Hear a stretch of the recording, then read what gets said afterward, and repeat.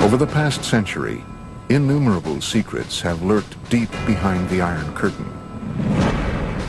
Case in point, a 50-year string of mysterious incidents that many say include UFO crashes, dogfights, and underground reverse engineering at the most top secret of all former Soviet military bases, Kapustin Yar.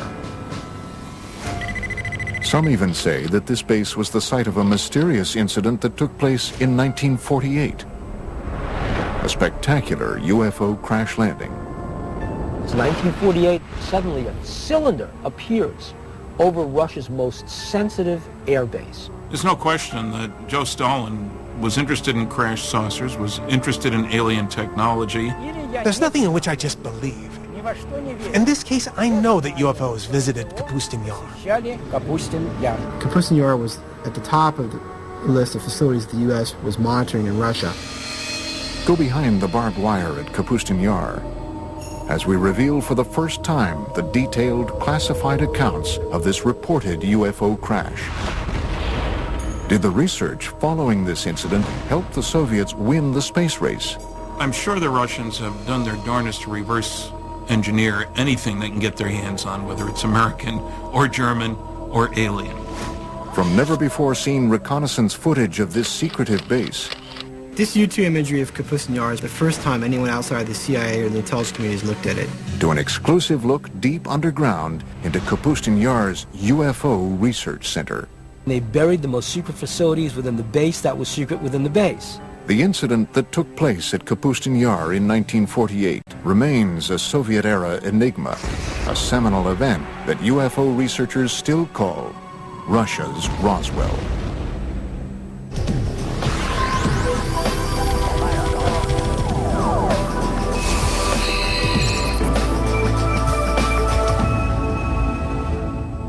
This is Kapustin Yar, a top-secret military facility located 60 miles southeast of the former Stalingrad and 500 miles south of Moscow.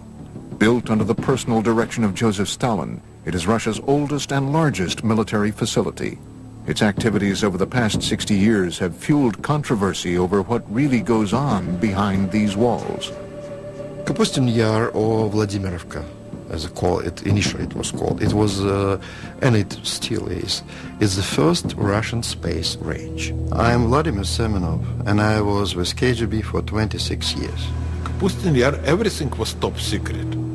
It was nothing there not secret. I am Sergei Khrushchev's son and former Prime Minister of Soviet Union, Nikita Khrushchev.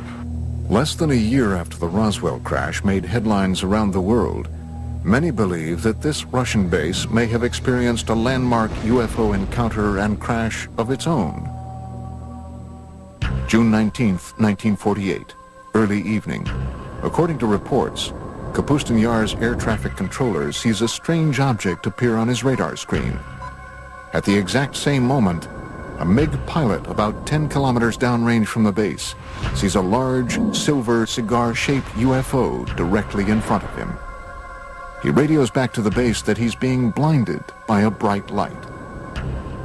A Russian pilot encountered a UFO in 1948 and tried to attack it with extremely unfortunate results for both. The pilot was blinded by rays of light emanating from the UFO. It is believed that under direct orders from Soviet Air Force Commander-in-Chief Zagarov, the pilot engaged the UFO for almost 3 minutes before launching a missile that was finally able to bring the object down.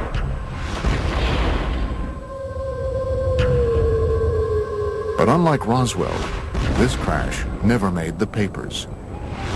It's 1948, it's a secret airbase. Suddenly a cylinder appears over Russia's most sensitive airbase. They scramble the MiGs. It's a dogfight. Russian pilots are good. And imagine this plane getting right on top of that craft. The MiGs fire their rockets as the directed particle beam weapon explodes the MiG, and they both go down. Reports suggest that the blinded pilot, in his final attempt to regain control of his MiG, was hit by the object's weapons and perished along with his airplane. What did the aliens use? What were they firing? What they were probably using was a particle beam weapon. We know what the MiG used. It was the things that the Russians were using at the time. It was firing its guns, it was firing its rockets, and it was firing some very early version of a missile. Somehow, that MiG was able to break up the anti-gravity envelope that surrounded the craft. The cigar-shaped object couldn't stay aloft anymore and crashed. And the Russian retrieval teams, overjoyed that they have their first spacecraft, jump on this thing, and they take it underground to Zitkar, and the Russian secret UFO program begins. I'm Bill Burns, publisher of UFO magazine. Let's face it, everybody wants to get his hand on a flying saucer. It's a wonderful weapons delivery and defense system. I'm Stanton Friedman. I'm a nuclear physicist, lecturer, ufologist. This 1948 crash is one of many strange events that has turned Kapustin Yar into an even more mystifying version of America's Roswell and Area 51. The Soviets had to get their hands on what we had. We had the Roswell crash. We really had a storehouse of technology that we developed in the early 1960s out of Roswell. The Russians didn't have that. Well, how do you get that technology? It doesn't just fall out of the sky. You go after it. And the Russians went after it by embarking on suicide missions. Anything they could do to get their MiG pilots to shoot down an extraterrestrial spacecraft was fair game. From the time it was constructed in the early 1940s, Kapustin Yar was cloaked in secrecy. It is a place where it is said the Soviet Union's top researchers, scientists, and military specialists were sent to develop highly classified Cold War technology and weaponry. I know everything because I spent months and years in the Kapustin Yar working there testing our cruise missiles that we designed for the Soviet submarine to sink American aircraft carriers. Kapustin Yar was on a very short list of facilities that the U.S. intelligence wanted to get imagery of. There basically there's three things going on there. They're testing surface-to-air missiles, they're testing surface-to-surface ballistic missiles, and they're also testing air-launched missiles, cruise missiles. All three are going on at the same place, and so it's of high interest to U.S. intelligence. In fact, the building of the base was so secretive that when a small town nearby was deemed by the Soviet military to be too close for comfort, its residents were evacuated, and it was simply eliminated. The name of the town? Zitkar.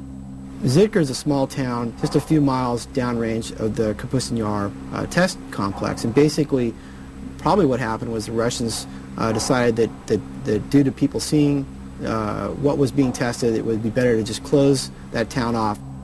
Many researchers believe the name Zitkar was subsequently assigned to the highly classified subterranean UFO research center beneath Kapustin Yar.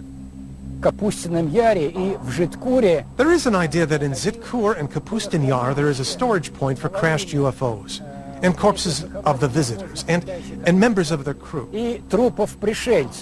Zitkar is analogous to what Area 51 is to Nellis Air Force Base and Groom Lake in Nevada. Different countries have various places where they take their UFO technology. And what they do with it is they try to break it down. They see what it is and how can we reverse engineer this. But long before the 1948 crash, the area around Kapustin Yar and the skies over Russia have been home to many other well-documented and eerie encounters with UFOs. Some date back to a time before what we know as Russia even existed. Russia is a huge land. UFOs have been sighted over its territories for, I would say, thousands of years. I am Paul Stonehill, co-author of UFO USSR. One, which is quite famous, was sighted back about 950 AC by an international traveler of the time, Ibn Fadlan. He and his co-travelers were able to see strange sightings in the sky that scared them immensely. But the local people would laugh at them and say, we see it quite often. Aerial battles, beings fighting each other, strange aircraft, something that's similar to a Star Wars battle scene from a modern movie. Amazing stuff. Legend has it that the spectacular aerial battles that played out in the skies gave the Arab warriors strength and courage to defeat their enemies during the next day's fight. In the 17th century, Russia experienced a rash of UFO sightings, These objects were described by many who witnessed them as comet-shaped balls of fire. The most famous one would be the Rob Ozero incident, when a very unusual, huge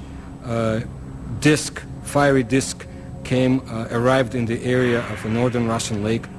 One eyewitness submitted the following account. On this, the 15th day of August in the year 1663, a great crash sounded out from the heavens. Around the stroke of midday, there descended upon Rob Ozero a great ball of fire from the clearest of skies. In front of the fire, there were two fiery beams. It went from south to the west and was about 500 meters away when it vanished. But once again it returned, staying over Rob Ozero for 1 hour and a half, filling all those who saw it with a great dread. This documented account goes on to detail fishermen scalded by the burning lake, along with glowing fish that flung themselves onto the ground to escape the looming fireball. Stories, like what they saw over Rob Ozero, were common in pre-revolutionary Russia and outside of Russia and Europe. When we speak specifically of sightings on the territory of the Soviet Union, percentages are very high, more than 50%, that these UFO sightings would be some sort of fiery, sphere-shaped UFO. Another extraordinary sighting took place over Moscow in 1892. An eyewitness report was later published in the March 17, 1892 edition of the Russian newspaper Svet. The pillar of light was pointed straight down to the earth, forming a cone-shaped bundle of rays in the color of ordinary flames.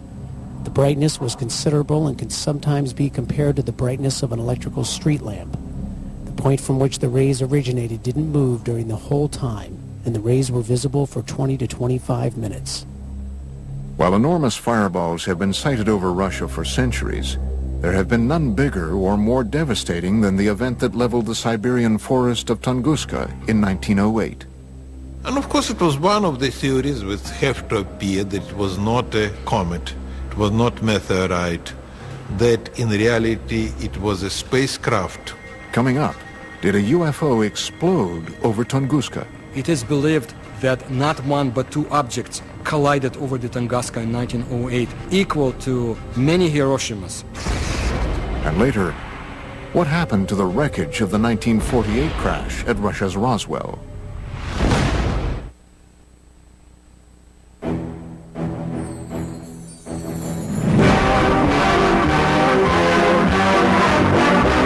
Hurtling through the solar system, a streak of cosmic dust strikes the Earth. Commonly, these meteors are vaporized by friction in the atmosphere. This is part of the story of one that wasn't. A meteor that landed in 1908 in Siberia with the destructive force of a cannonball. June 30th, 1908, approximately 7 a.m. The tranquil forest of Tunguska, Siberia, was rocked by a deafening, earth-shattering explosion. The explosion packed the power of a 40-megaton hydrogen bomb. Large trees snapped like tiny twigs as the explosion decimated the dense forest. The effects of the blast were felt as far away as Western Europe and were at first believed to have been caused by a giant meteor smashing into Earth. My own personal conclusion is that that was Mother Nature showing off, if you will, but that there was no intelligence behind what happened there. It wasn't a rocket, it wasn't a bomb sent to let us know that aliens are watching you, Earthlings. Literally a catastrophe from outer space.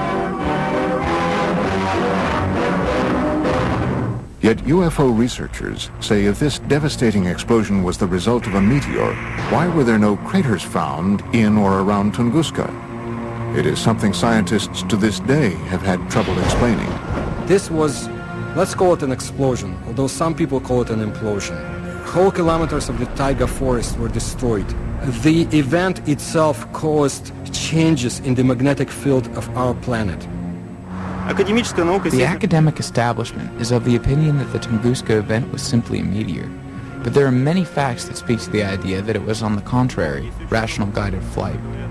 It made a turn, which is something that a natural object or meteor could not have done. What was it that could have done that level of devastation and not leave a crater?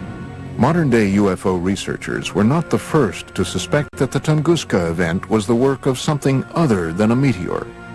Reports suggest that Stalin believed the Tunguska blast was the result of a UFO that had launched some sort of experimental weapon. Stalin was interested in the acquired information to determine whether UFOs presented an immediate threat to the Soviet security. That's why he used some of his top scientists to give him an assessment. Scientists like Korolev studied UFO materials. Sergei Korolev, one of the Soviet Union's most celebrated scientists, would go on to become the father of the Russian space program and the man responsible for Sputnik. Along with Stalin, he was determined to solve the mystery of Tunguska. These observations prompted him to finance an expedition to the place where the Tunguska event happened. Sergei Korolev used his own money to send an expedition to the Tunguska area in helicopters. Korolev never met with Stalin. There was some researchers who was looking to prove that Korolev really met with Stalin, but they didn't find any record. Stalin presumed it really could have been a spaceship. He wanted to find the fragments of that ship, put it back together, and recreate the object for military purposes. Initially, Korolev found that many of the physical scars left behind at Tunguska were still visible. But the most shocking discovery came in the form of radioactive metallic fragments found at the site. Debris uncharacteristic of any asteroid or meteor. If you go along the flight path of the Tunguska object and continue past the crash site, you reach an area that Russian ufologists call the Devil's Graveyard. It's a 300 square meter area where not a single plant grows and animals die. It also has a higher than normal radioactivity level. This is a result of what might possibly be a radioactive metallic fragment from the crash. The radiation levels were there. I mean, meteors don't come down with that level of radiation. So one of the stories is it was a mothership that detonated. It is believed that Korolev privately told Stalin that the incident at Tunguska had indeed been caused by a UFO, fragments of which were still scattered around the area. However, in his top-secret official report, Korolev is said to have told a much different story. The official party line, Tunguska, was the result of a giant meteor. The whole point was, if the information serves the bureaucracy, good. If it doesn't exist. So where were the radioactive fragments from Tunguska taken? Some believe the evidence was transported to Kapustin Yar's underground base, Zitkur. Different countries have various places where they take their UFO technology. Well, the Soviets basically had one at Zitkur, and it was where they could try to figure out what the technology is and how do we use it. And of course, the security around those bases is essentially shoot-to-kill security. Was Stalin's team of scientists inside the underground lab of Zitkur using UFO wreckage to advance their fledgling missile defense and space programs? They had a couple of people, men, at the top of their program who really pushed the space program. I'm Fred Kulik at Caltech. The head of the space program had direct connection to Stalin and later Khrushchev. In their quest to acquire UFO technology to beat the Americans in the space race, it has been reported that top Soviet military officials ordered MiG pilots to shoot down UFOs as far back as World War II, a time just before the Russian Roswell crash of 1948. So that gives you a two-pronged concern about UFOs. One, you want the new technology to top the other guy's flying technology. And two, we need to be on the alert for new stuff from them. So either way, you want your guys to shoot them down. As the word spread that UFO wreckage from Tunguska and the 1948 incident were being studied at Zitkur, Russia's Cold War enemies were becoming more and more intrigued by what might be going on above and below the top-secret military base. The CIA had agents in the Soviet Union back in 1950s who had reported on UFOs, and the CIA was very much interested in what was happening in the Soviet Union. Coming up, shocking, never-before-seen U-2 reconnaissance photos of Kapustin Yar. And later, an underground tour of Zitkur, revealing for the first time ever the base within the base at the center of Russia's Roswell. In the early stages of the Cold War, the Soviet military test site of Kapustin Yar became a hotbed of secret activity. Activity that involved advanced weapon, missile, and rocket tests. So after World War II and the development of the atomic bomb, they were not able to build small atomic weapons. So they had to build big rockets to carry them. Unlike the U.S., we still had fairly sizable rockets, but we could miniaturize things to a certain extent, much better than they could. So from the very beginning, they envisioned large rockets, and that really gave them a start on the space program as well. The Russians had one of the scariest pieces of paper I've seen at one of the 20 archives I've been to, said that the Russians have made more progress in the past 18 months in the development of nuclear weapons and methods for delivering them than had been anticipated for 5 years. That was in 1951. By the early 1950s, rumors of UFO activity and experiments at Kapustin Yar had indeed leaked beyond Soviet borders. Alarming news that some say may have prompted the U.S. to find out once and for all if the Soviets had gotten their hands on UFO technology.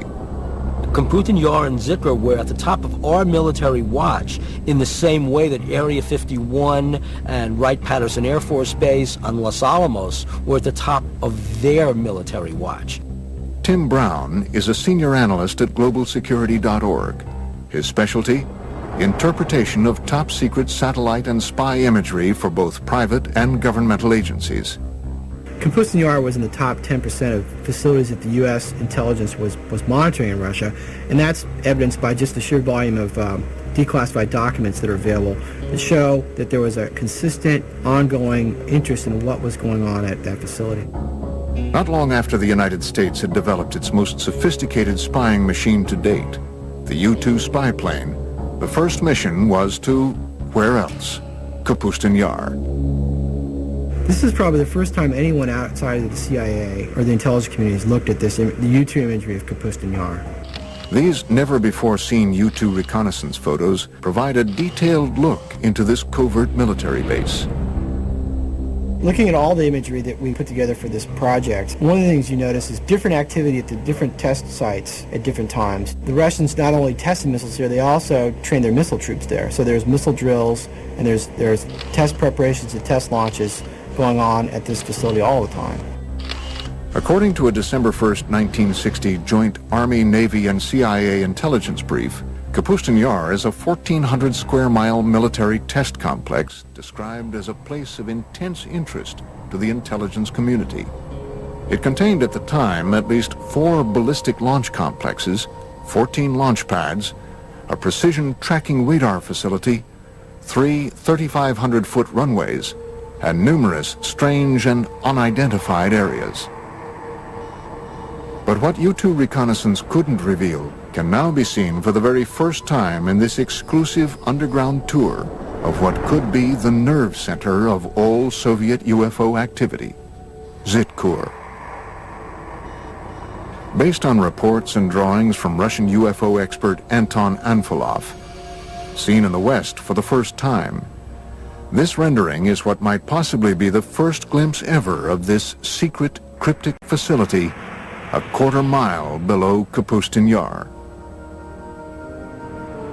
Let's say that you get a chance to go down there to the most secret Russian UFO laboratory. It's not glorious, high-tech, and brightly lit. It's dank, it's dark, and it's dingy. It's Russian. It's extremely compartmentalized. It's like an underground shopping mall, except inside the mall are all these rooms where there's exotic technology being taken apart and put back together. In this hub, they're doing autopsies on alien bodies. In that hub, they're reconstructing an engine. Then you've got these fantastic Rube Goldberg machines. What they are machines to test various components, and then finally you come upon these huge underground hangars. And what you're struck by is that there are no airplanes in the hangars. There are these long, cigar-shaped, cylinder-shaped craft in various stages of disrepair because they've crashed. And they're going to try and reverse engineer these.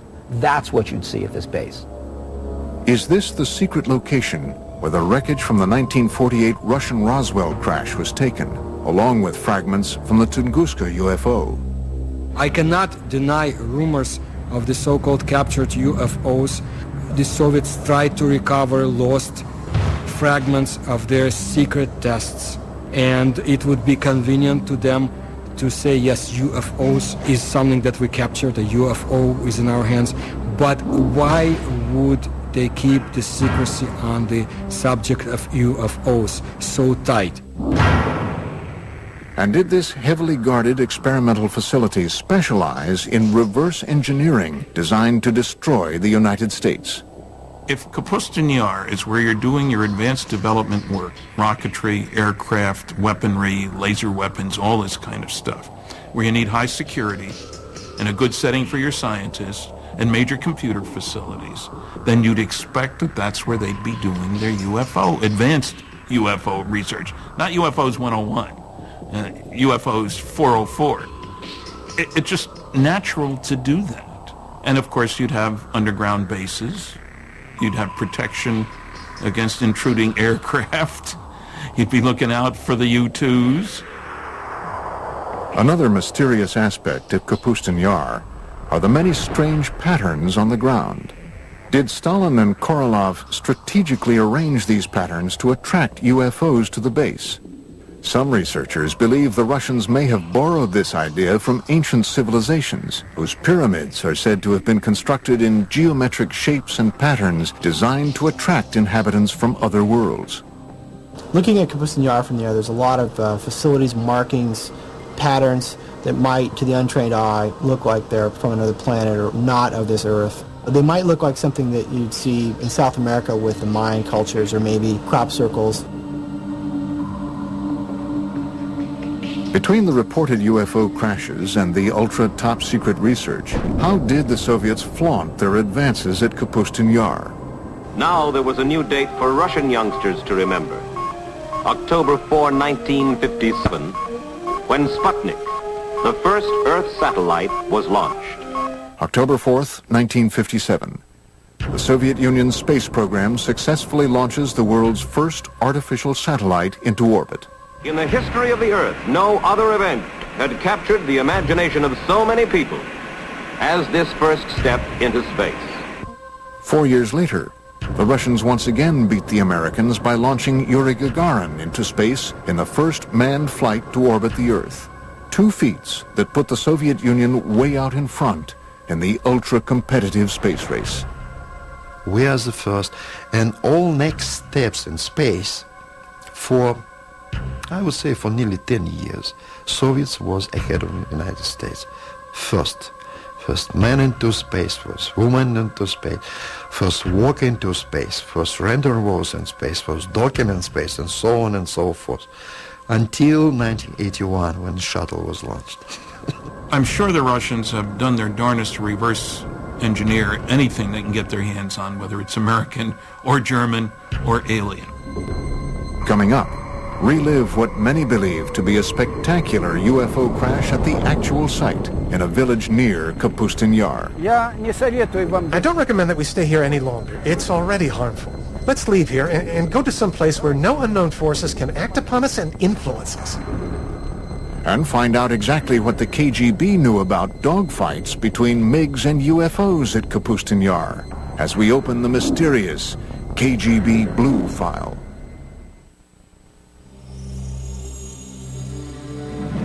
Russia's foremost authority on UFOs is a man so legendary and popular around the country that he is known only by his last name, Azhaja. On this spot of the UFO landing, an American group is filming for the first time. He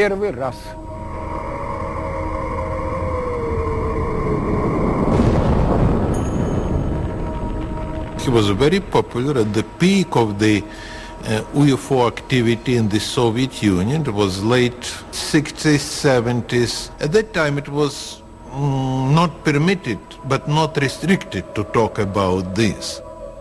Azhaja invited the History Channel on an exclusive tour of a reported UFO crash site not too far from the site of the Russian Roswell crash of 1948. For that, I have to stand there, on that particular corner. Using 2 copper rods, Ajaja begins the tour by testing the ambient energy that the crash site still emits today.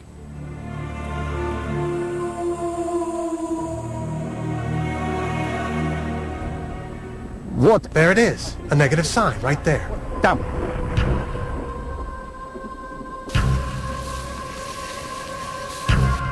Вот туда. Down there, that way. So here, in this spot, occurred the crash landing of a flying saucer. First I'm going to go directly across. Летающие тарелки. Потом я пройду Then I'll go perpendicularly. Then I'll go by the по diagonals. диагоналям. Иду к центру. This is where the boundary begins.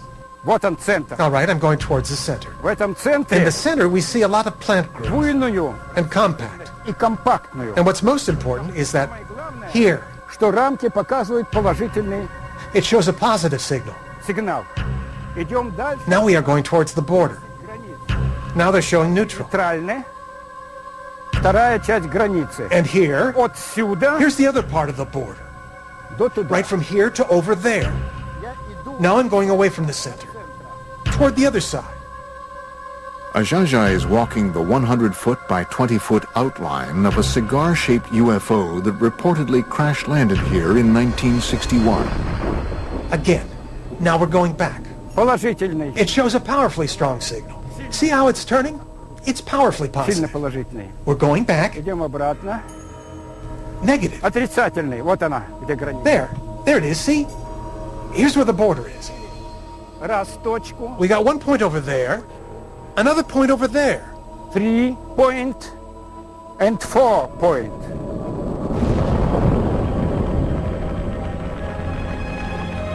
Animals avoid this place. They go around it. Cattle don't graze here. Yes, there is unknown energy, Энергия, которая which, as experience shows, affects people in a negative fashion. отрицательна. Изменяется пульс. Изменяется пульс. Your pulse changes. Возрастает The сердцебиение. heartbeat changes. You grow short of breath. You begin to sweat. Дольше оставаться, Okay, потому что это уже вредно. I don't recommend you stay here any longer because it's already harmful. Там, где на нас не влияют. Come on. Let's leave here. For a normal place, where no unknown forces will influence us and act upon us. Ajaja's account of this UFO crash was supported by a resident of adjacent Shodnya village, who upon seeing Ajaja told her account of seeing the crash out of her window, which overlooks the site from less than 200 yards away. Примерно в часа 4-5. Well, it was 4 or 5 in the evening. It was later in the day.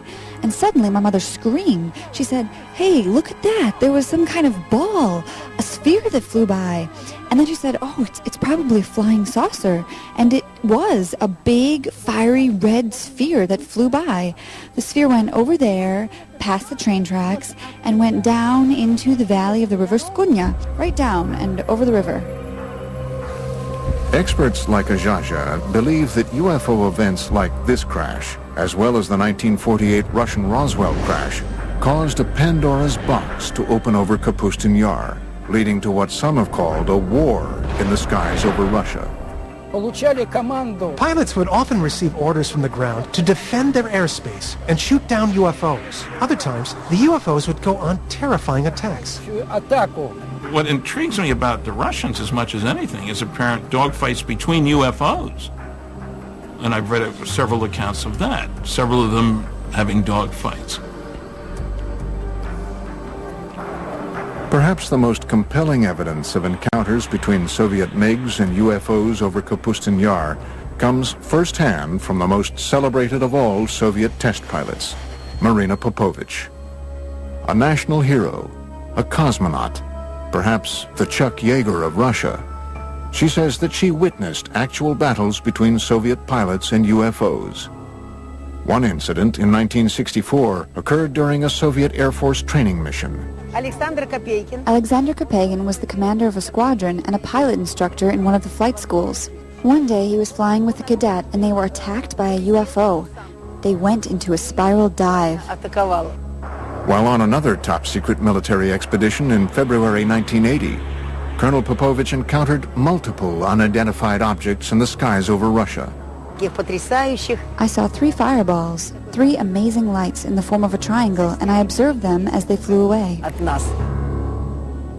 Another MiG test pilot, Colonel Vyatkin Lev Mikhailovich, agreed to tell his first-person account for our cameras for the very first time. August 7th, 1967, 6:30 in the evening. Colonel Mikhailovich reports that his MiG was momentarily captured in midair by a UFO.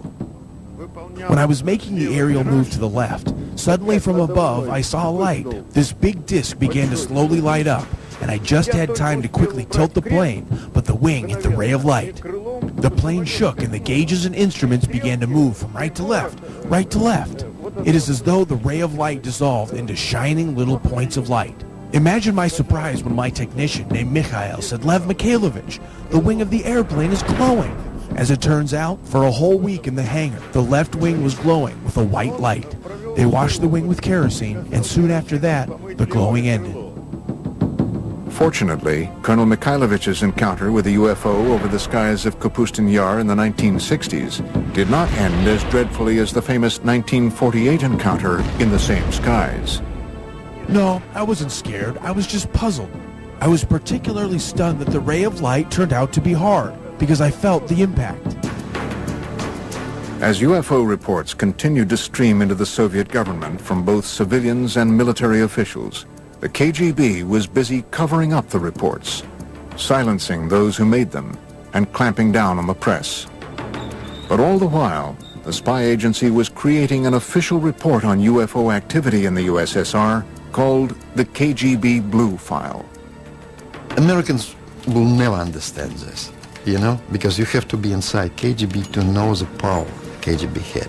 And during Stalin time, KGB was unbelievably powerful. Written and researched over the 20-year span between the mid-60s and the mid-80s, the KGB Blue File was one of the most extensive official explorations of UFOs ever commissioned by any governmental agency anywhere. The KGB Blue File is a 124-page collection of documents released in 1990. I believe this is not everything the KGB has had in their hands, and I'm not the only one. The Blue File compiled thousands of reports of UFO sightings, dogfights, and crashes, all of which were described in vivid detail. According to the Blue File, as recently as March 21st, 1990, the residents of a dozen Russian towns not too far from the gates of Kapustin Yar all witnessed the exact same UFO sighting between 10 and 11:30 p.m. The following is from the written account of a KGB internal affairs officer. After obtaining more exact information, it was established that a rather large number of residents in nearby cities became eyewitnesses of a UFO, and in several cases, 2 UFOs. One witness saw a ray of light emitted from the object that illuminated the Earth's surface. If there are so many rumors and talks about UFOs, sooner or later government will ask its intelligence. What's going on, guys? Explain us. And KGB had to create this file with all the publications abroad and some witnesses who saw or thought that they saw it. Is it possible that this 1990 incident could have been a simple military test sent up from the grounds at Kapustin Yar? Or was it yet another incident involving UFOs? Coming up, shown for the first time outside of Russia, exclusive footage of what might be the only recorded evidence of a fireball UFO crash.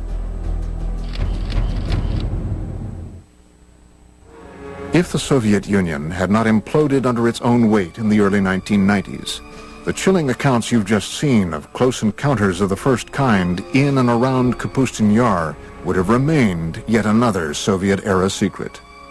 It's different because the time is different. You know, if you're talking with elder generation, yes, of course, no question about this.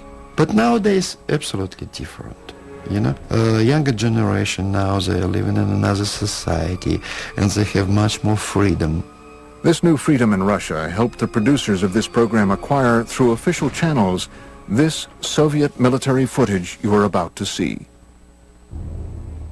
Throughout the 50s and 60s, the Soviet military experienced a string of failed rocket launches and missile tests that resulted in one disaster after another at the base.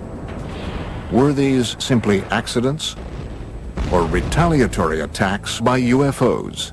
I have heard a story, for what it's worth, and I don't usually talk about myths, but I've heard that 4 Soviet big launch vehicles were exploded on the pads by aliens because they kept trying to shoot down the flying saucers.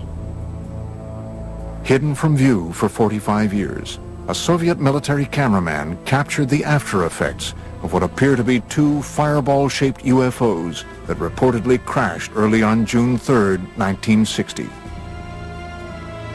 From what we can determine, not a single person outside of the Soviet military and KGB has ever seen this footage.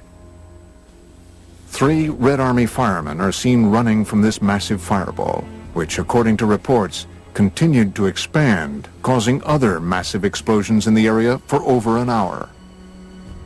One of the fireball-shaped UFOs was believed to have destroyed 3 Soviet rockets on their launch pads, while the other targeted and destroyed a rocket fuel depot, all just yards from the Zitkur underground UFO research facility.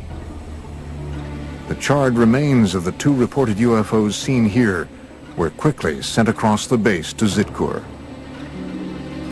Try and imagine Earth as an undeveloped colony.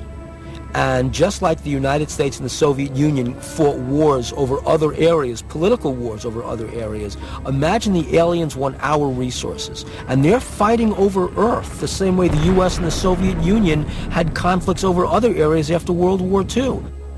How could all of these shocking events have been held back from the public for so many years? The Stalin's time and early post-Stalin times, everything was restricted. So he was not allowed to talk about this. In Stalin time, they will simply send you to the prison. Could all of these UFO accounts and the trail of freshly unearthed evidence of UFOs be attributed to logical explanation? Or is it possible that strange things really do happen in Russia? A reporter for one of America's largest newspapers says yes. In May 2005, reports reached the Moscow bureau of the Los Angeles Times that a lake about 3 hours away from Moscow had simply vanished. We went up there because we heard that it had just disappeared, and I said, you know, I'm not going after this story. A lake does not just disappear. Kim Murphy visited the site a few days later. Her account was published on the front page of the newspaper on May 27, 2005. We got up there and just found this huge hole in the ground. The only eyewitness, as far as we know, who actually saw what happened, described going down to the lake where he says there's this swirling of water that looks like water going down a toilet bowl, just, you know, in a raging circle, just tumultuous. And it's going and it's going and it's going, and pretty soon it's gone. From disappearing lakes to fireballs seen in the sky to reported attacks by cigar-shaped UFOs, Russia continues to be a land of incredible mystery. And as top-secret work continues to this day at Kapustin Yar and Zitkur, the base remains a potent lightning rod for UFO activity. According to one researcher, Kapustin Yar was the site of a crash in 1989, and even more recently, the debris of a 1997 crash in Poland was taken to Kapustin Yar for analysis. Recent political moves by Russian President Vladimir Putin have caused some in the West to accuse his government of closing the Iron Curtain once again on today's vibrant Russia. On a day-to-day basis, people are convinced and worried that Putin's Russia is a much more authoritarian Russia than was Yeltsin's Russia. They do know that UFO information is not available from Russia as easily as it had been before. You lose the ability to control secrets in an open society. Putin came out of the KGB. He's seeing a lot of valuable information and valuable technology go to private sources. The Soviet Union is closing down in a lot of areas, but also closing down in UFOs. It might be even longer until the curtain is pulled back on the secret underground laboratories and lairs of this legendary Area 51 of Russia. And we have only just begun to scratch the surface of the puzzling mysteries of Russia's Roswell. Extraordinary claims require extraordinary evidence. Seeing is believing. It's 1,000,001 chance, but it's happened before. The impact would be a catastrophe, a disaster that's absolutely unparalleled. One cosmic event that could devastate our world in an instant. Asteroid apocalypse on mega disasters. Tonight at 9 on the History Channel. The whole globe reduced to ash is just scary.